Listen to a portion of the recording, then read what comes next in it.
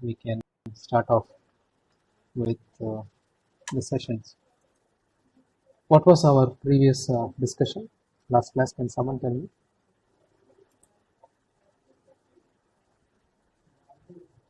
What did we discuss in the last class?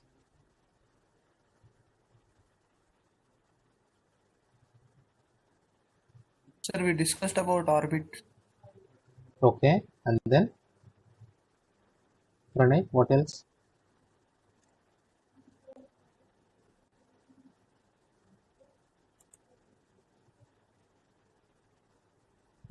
Did we discuss about the laws? Yes, exactly, Sandhya. We discussed about Kepler's laws, right? Okay, so we will continue those discussions, and if you all can recall, we had three laws, Kepler laws, right? So the first one was telling us that it's going to be an ellipse, and the second law was telling us about the distance that can be traveled, okay, the area covered, and the third law was actually mentioning about uh, you know the time constant, okay, P and E. Okay, it gives us a constant T square by A cube gives us a time constant. Fine. So we will just quickly look into and continue our discussion.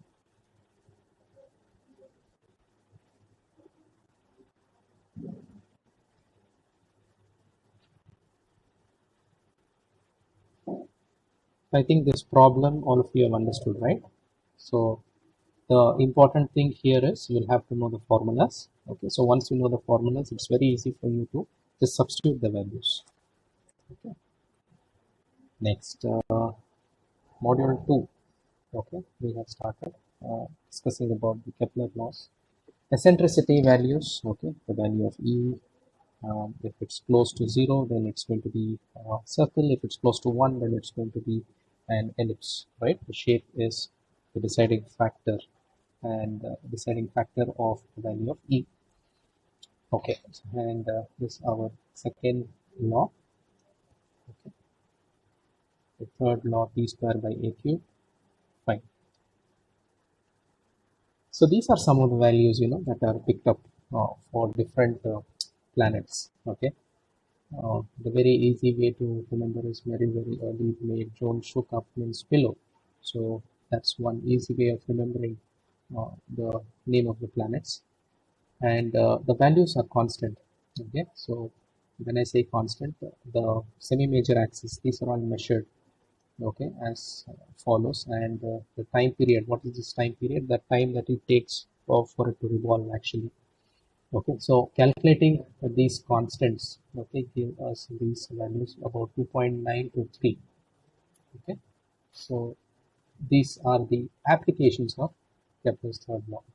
Okay, so it can also be written as with this, where for artificial satellites orbiting Earth, Kepler third law can be written in the form.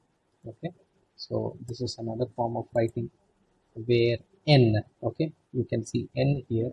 So n is the mean motion of the satellite in radians per second. The units are going to be radians per second. And mu is the Earth's gravitational constant. Okay. Mu is the Earth's gravitational constant. So I think we all know that, right? Our gravitational constant is about 3.98 into 10 raised to 14 meter cube by second square. Okay. So equation, so this equation, okay, which is 2.2, this equation actually applies to the ideal situation of a satellite orbiting perfectly spherical Earth of uniform mass. So there are, see, sometimes what will happen, you will have to consider values which are constant. Okay, we'll have to consider environment which is to be ideal. Okay, sometimes if the environment is not ideal, the parameters cannot be assumed. Okay, so for the sake of simplicity, what we do is we assume that the values are constant, Okay, we assume that the environment is ideal, all these things. Okay. Uniform mass with no perturbing forces acting, such as atmospheric drag. Okay. With n radians per second, the orbital period p in seconds is given by, okay, p is equal to 2 pi by n. Okay.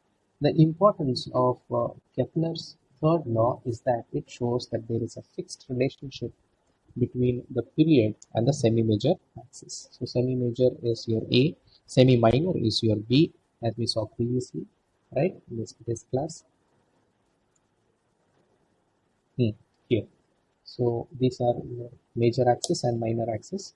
So we are trying to come out with a relationship with the semi-major and the semi-minor axis, and relating them to the third law of Kepler. Okay. One important point to be remembered is that geostationary orbit is determined by rotational period of the Earth. Now, can someone tell me what's a geostationary orbit? Most of the times, we come across this word, geostationary. What is it? You can unmute and respond, or you can use the chat box. Anything is fine.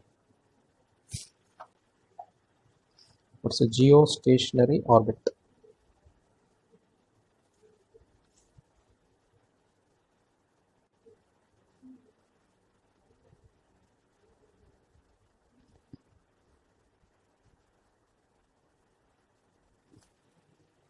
Yes, can I have some answers?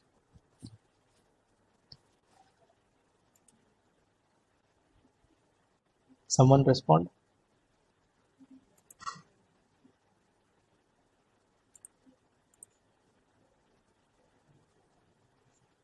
Okay, Pranay says orbit which is stationary for a particular geographical area. Okay, but how does it happen? Yes, you're there, but how does it happen? You're almost there.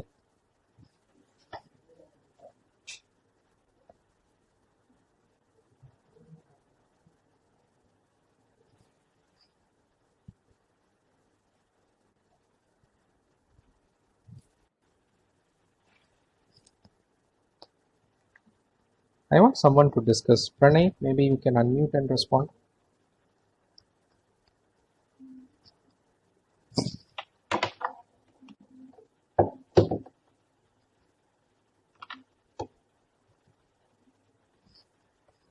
Or anybody for that matter. No problem. Anybody can respond. Please unmute and respond.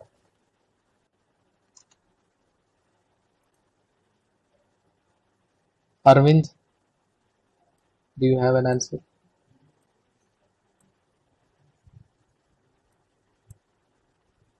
No, sir, I didn't. I don't know. Okay, then uh,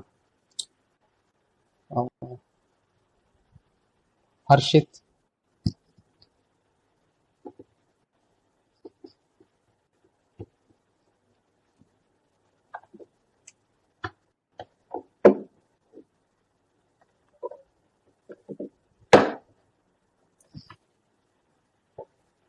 Harshit Naidu.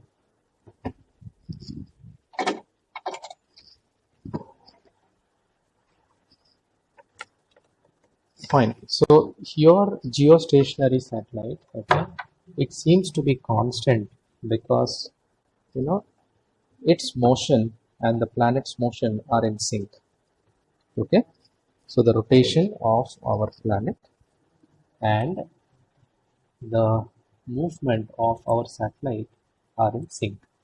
So if two things are in sync, okay, then you can assume that they are actually stationary. But but in fact, what's happening? Both are in motion. Okay? It is just like when you pass, when you're sitting in a bus and then through the window you see the other bus. When the speed of the bus is same, okay, you feel that you are not moving at all, right?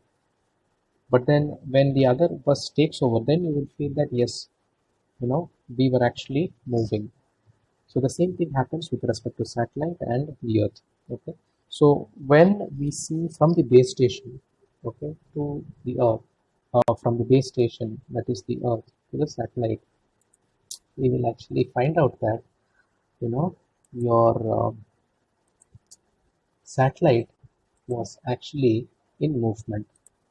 Okay, but actually it seemed to be stationary. So this is called your geostationary orbit. Okay, and also keep in mind this geostationary orbit is needed by many of the satellites because we want to place them there. Okay, and we want to make sure that the satellites are in place. Okay, so we will see a problem now. Okay, based on this Kepler's laws of motion, specifically the third laws of motion.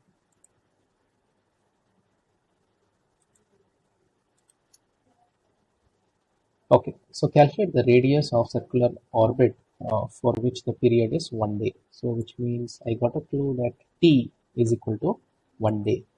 Since the orbit is circular, semi-major axis of the radius, use the formulas to calculate the semi-major axis A.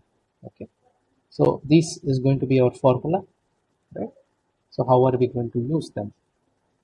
Okay, so we have the formula n is equal to 2 pi by t, n is equal to 2 pi by t. How did we get this? Because it is 1 day. So okay, 1 day. So I am actually getting that converted into seconds. Okay. So is it proper? 86,400. Do we have so much?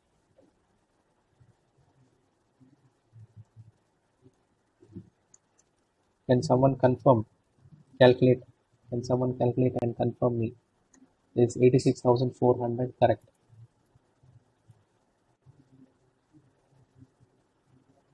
$24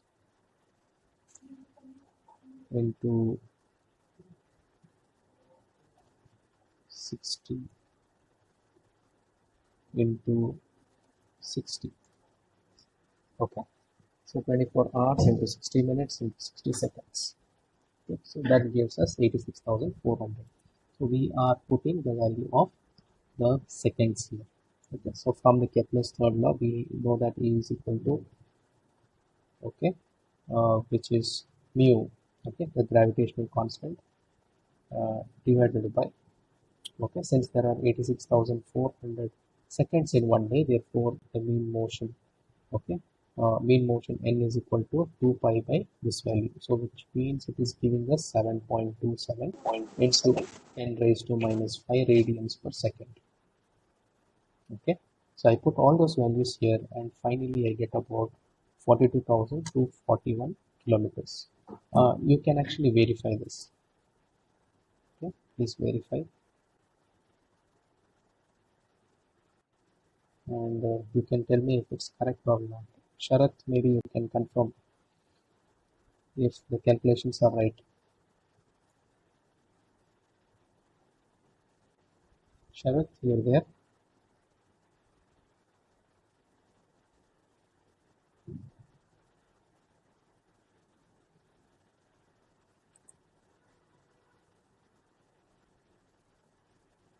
Okay, so we have a question. Is it possible when our satellite moves? Is it possible when our satellite moves with the speed of Earth?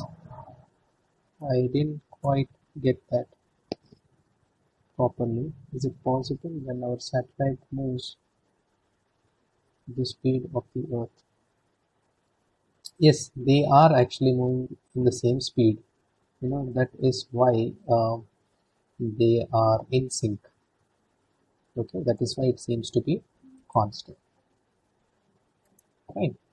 So this is how certain problems will be given, wherein you will have to calculate the value of n, okay, and substitute the value. See, you have a is equal to mu by n square. So mu we have a constant, and for n I need 2 pi by t. T was telling us that it is 1 day, So I'm converting that to seconds. I get a value for n.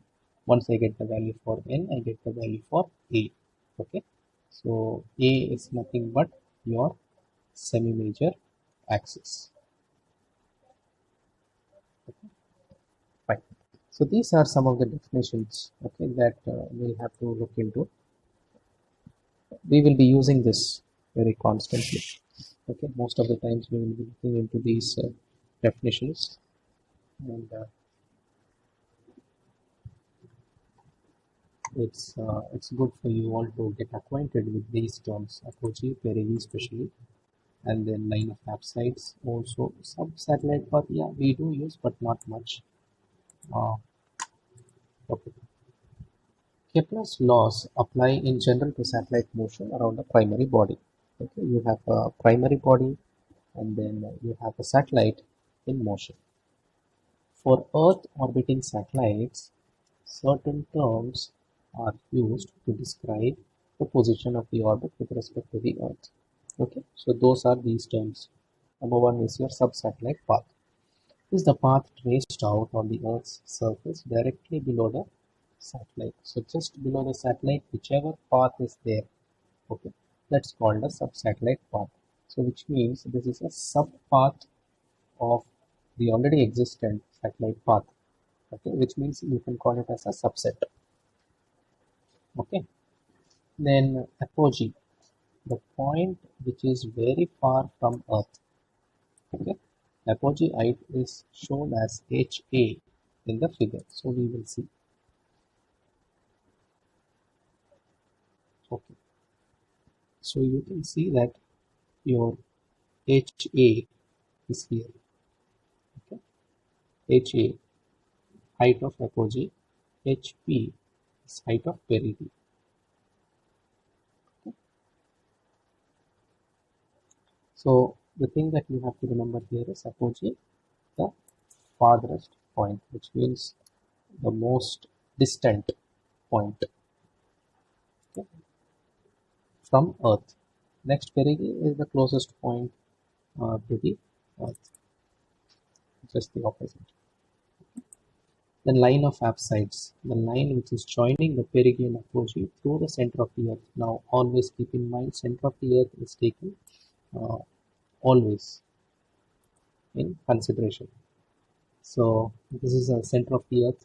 Okay, so this becomes my uh, my HA, okay, which is my apogee, and the closest point, which is my HP. So this becomes my line of apside, which is actually passing from apogee, perigee, and center of the Earth. So 3 points. I need apogee, I need perigee, and I need center of the Earth. So using these 3 points, I can easily draw a straight line. It is just like a start line, a start point, end point, and a midpoint. Right? Okay. So if you see this diagram, okay, this will actually give you a clear picture as to what is your apogee and perigee. So RP is the length of radius vector at perigee. Okay. So that is nothing but your RP. So perigee is the closest point. Keep in mind. Then RA. Okay, this is your RP, closest point. Okay. RA. RA is the length of the radius vector at apogee. So this is the center of the Earth, right? This is the center of the Earth, and perigee is the closest point to path of the satellite, and the most distant point is called the apogee. So the radius, okay, RA, okay, is the length of the radius of apogee, and RP is for perigee. Okay. Similarly, the height. Okay, height is from the surface. So from the surface of the Earth to the point, so that is HP towards perigee and HA towards apogee. So totally my RP is equal to HP plus R. Now can someone tell me what is R? R is nothing but the radius of the Earth. Okay, because this point is here, it comes here, and HP is nothing but HP plus R is nothing but your total RP, because RP is from the center of the earth, HP is from the surface level. So if I can add them both, okay, that gives me my RP, or if I can minus them both, it can give me the radius of the earth. Now radius of the earth is constant, right? It doesn't change. Okay. Now few more definitions that you'll have to know with respect to your satellite's motion: the ascending node, descending node, line of nodes, and inclination. These four are important. So let's go through them one by one, and you can understand as to how is the motion. Ascending node, the point where the orbit crosses the equatorial plane going from south to north. Keep in mind, south to north is called your ascending node.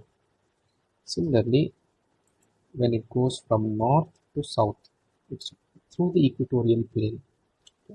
It's like how we have the equator. The plane parallel to the equator is called equatorial plane.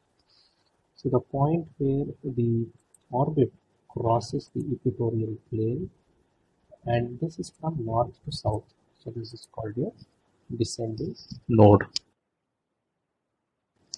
And so we have line of nodes. Okay, so when I say line of nodes, the line joining ascending and descending nodes through the center of the earth. Now, as I mentioned previously, center of the earth is very important. Okay? So any calculations or any distance calculations to be done, we always take center of the earth as reference.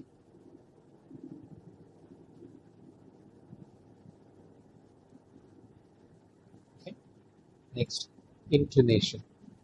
The angle between the orbital plane and the Earth's equatorial plane. Okay. So that's called your angle. So this is, take this as an example. This is our equatorial plane, okay, as to how our Earth moves and how the satellite is actually moving across Earth. So this angle that gets created between the equatorial plane and the path which is taken by the satellite, okay, so that is actually called the orbital plane, okay, is called inclination, or sometimes we can even call it as angle of inclination, how much it is tilted. Okay. I think all of you are aware that the earth is tilted about 23.5 degrees, right? Okay. It is measured at the ascending node from the equator to the orbit, going from east to north. So east to north.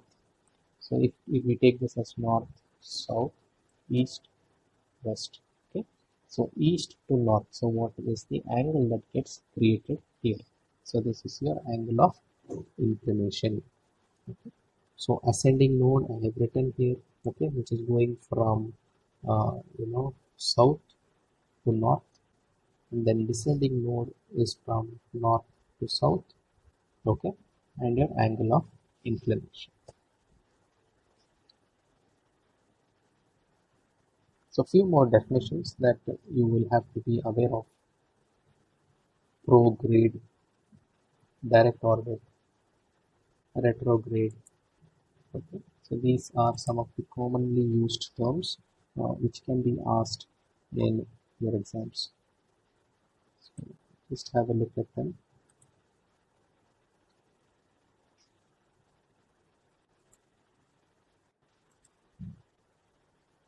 Fine. Starting off with prograde, an orbit in which the satellite moves in the same direction as the Earth's rotation. Okay, so if the orbit and the Earth's rotation are in the same direction, okay, say it is moving clockwise and the orbit is also, the satellite path is also clockwise, okay, then we call it as prograde. But if the direction is opposite, okay, so when I say opposite, then that becomes our retrograde. An orbit in which the satellite moves in the direction counter to the Earth's rotation, counter to the Earth's rotation. So this can be called as your retrograde. Okay, the angle of inclination of retrograde orbit always lies between 90 degree to 180 degree. So what do we understand by this? The inclination. Okay, what inclination? The tilt that I was talking about. Remember this tilt between the equatorial plane and the orbital plane, the tilt. Okay, so this tilt, the angle of, or we can term it as inclined angle, will be between 90 to 180 degrees, not more than that. Okay, then prograde orbit is also known as direct orbit. So in order to confuse, okay, the paper setter might ask the question using the term direct orbit.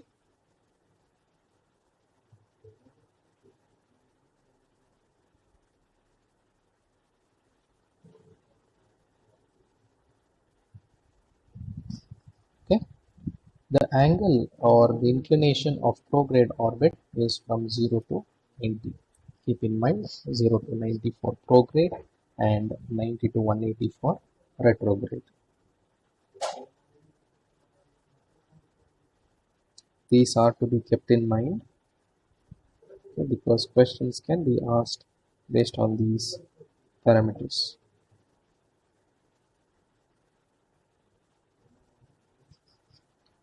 Most satellites are launched in prograde orbit, which means they are made to rotate in sync with the Earth's rotation, because the Earth's rotational velocity provides part of the orbital velocity with a consequent saving in launch energy. Now, very important point that you have to remember.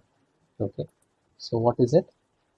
Most of the satellites are actually, they want to have a prograde so that they can save fuel.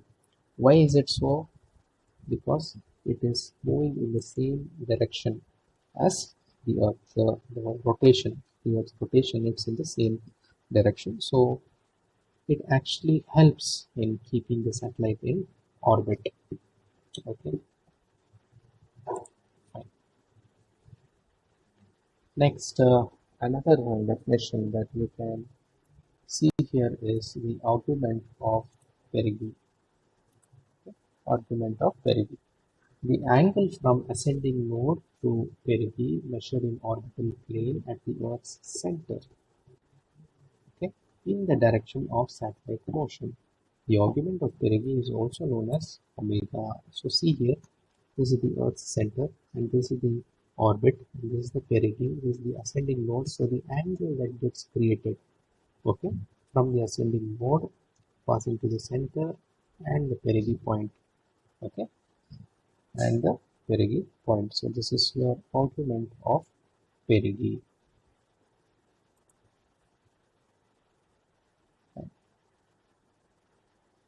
So perigee is the uh, point, and the same thing is explained here, omega. Okay, the angle that gets created. Okay. So this is going to be more simpler in understanding. Okay, the center of the Earth, perigee point, and the ascending node. So what is an ascending node? Going from south to north, right? Going from south to north. Okay.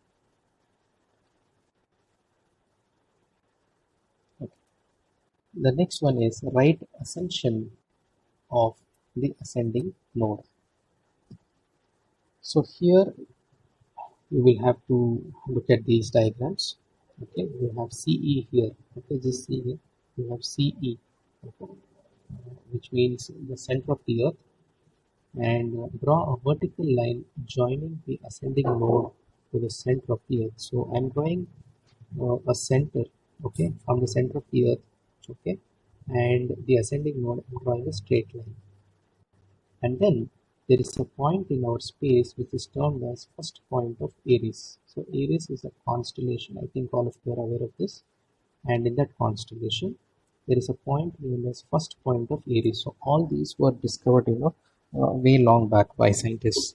and planetary enthusiasts, where they had marked specific points in the space, okay, specific points in the constellation, and keeping that as reference, okay, keeping that as reference, we calculate the angle. Draw a vector joining first point of Aries with the center of the Earth. So we are passing through the center of the Earth.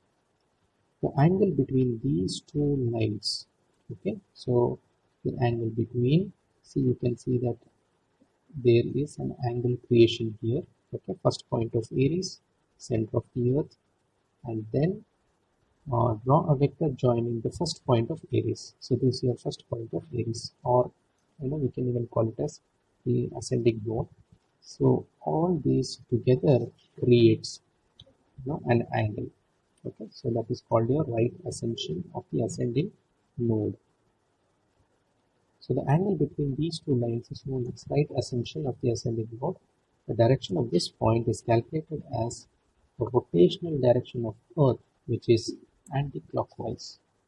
Okay, so which is actually in anti-clockwise according to polar orbits. So what do we understand by this?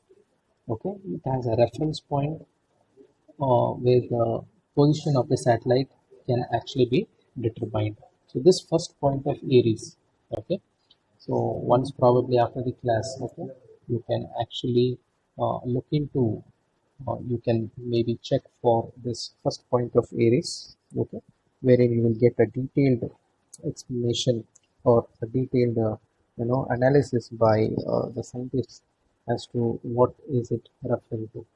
Okay, so Aries is a constellation, just like how we have different constellations. Okay. Next one that you have to look into is true anomaly and mean anomaly. Anomaly. So true anomaly. The true anomaly is the angle from perigee. Okay. So what is perigee? Go back. So is it the closest point or the furthest point? Perigee is the closest point. Apogee is the most distant point. Okay. Okay. So the true anomaly is the angle from perigee to the satellite position. So you can see this diagram here, center of the Earth. Okay. Then you have T1, T2, okay, which is at different time instants. This gives the true angular position of the satellite in the orbit as a function of time. So at time T1, okay, the satellite was here and then it kept on moving. It came here and then T1, T2, T3. Okay, so this is your perigee. Okay, so this angle, okay, that actually gets created, okay, is called true anomaly. The true anomaly is the angle from perigee to the satellite position. Okay, so from perigee to the satellite position, so it means I can have different angles for different positions of satellite at different point of time. So time is different, so at different time they occupy, or they travel different space. Okay, which means at time t1 they are here, at time t2 they are here, at time t3 it occupies a different, because it's in motion, right? It's moving. Next, mean anomaly. It gives an average value, okay, whatever values were taken here, okay, let's say between p and t1, p and t2, p and t3, all these are taken as average, so that gives us the mean angle.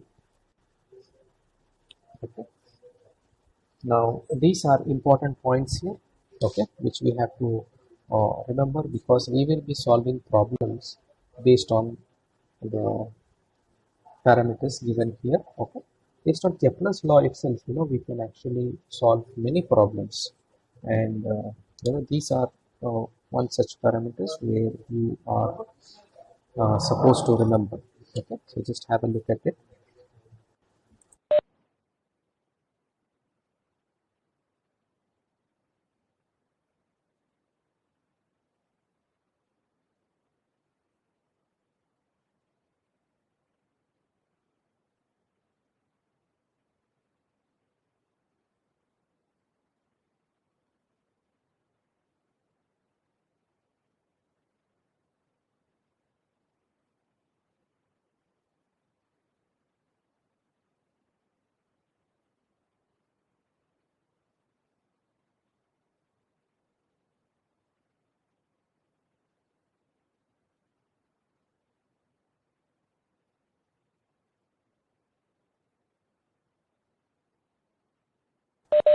Some of the terms we already know here: semi-major axis, EF, eccentricity, angle of inclination, right? Then omega we saw just now, argument of perigee. Okay, so right ascension, and m naught is mean anomaly. Okay, so those in red actually gives a short definition as to what they are. Okay, so it will be easy for you all to remember. Okay, the semi-major axis, the shape and size of the orbit can be determined. Okay, eccentricity is basically important for determining what is the shape of my orbit. Is it circular or is it two ellipse? The angle of inclination, okay, position of the satellite in orbit. So which means I can think of you know mm, the angle that gets created here, okay, between the orbital plane and the equatorial plane. Then your right ascension, okay, so which means we have to keep the ascension node as a reference, then point of Aries, right, the first point of Aries, and we can actually calculate the position of satellite in orbit. Then augment of perigee, why is it needed? To calculate the position of satellite in orbit. This is also the same. Next, mean anomaly, location of satellite according to a reference time. Okay, and this reference time is also called as epoch, EPOCH. Okay, because of the equatorial bulge, okay, this causes low variations in omega. Okay, and because other perturbing forces may alter orbital elements slightly. The values are specified and for the reference time or epoch, and thus epoch must be specified. So which means this reference time that we saw here for mean anomaly, most of the calculations need to involve the value of epoch. Okay, so that is what we are looking into here. So we can solve few problems based on apogee and perigee heights. For sure, we will get questions based on this. Okay, so this is going to be our last slide for the class, and uh, just note down the values, the formulas, so that we will be solving few problems in the upcoming classes. Okay, so RA, okay, apogee, radius, the apogee, then perigee. Okay, and height. Okay, so radius of the earth is about 6371 kilometers. Okay, as I told you, this is constant and we will be using this value for the calculation. Okay, so although not specified as orbital elements, the apogee height and perigee height are often required. As I told you, why is it needed? In order to know how the satellite is moving and how is the orbital plane, how is the angle of inclination. All this can be calculated based on your apogee and perigee heights. Okay. The length of radius vector at apogee and perigee can be obtained from the following formula. In order to find apogee and perigee heights, the radius of the earth must be subtracted. Okay, so how are we getting this? Okay, as we saw previously in this diagram. Yeah, in this diagram. So this should be your reference diagram. Okay, so with this you will be able to understand how the heights and the radius are calculated.